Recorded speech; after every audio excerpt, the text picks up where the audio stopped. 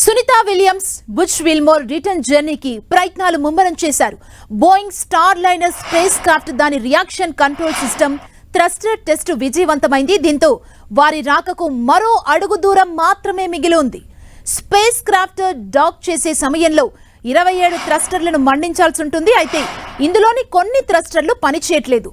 Docking చేసే సమయంలో సమస్య తలెత్తింది. దీంతో ఏం జరిగిందో తెలుసుకునేందుకు ప్రయత్నిస్తున్నారు.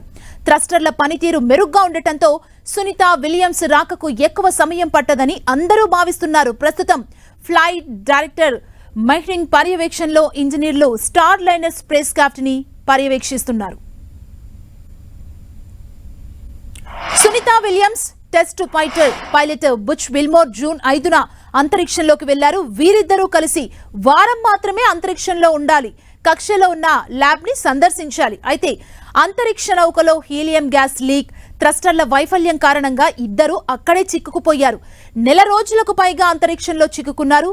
వీలైనంత త్వరగా సునీతా విలియమ్స్ విల్మోర్ ని తీసుకొచ్చేందుకు ప్రయత్నాలు జరుగుతున్నాయి.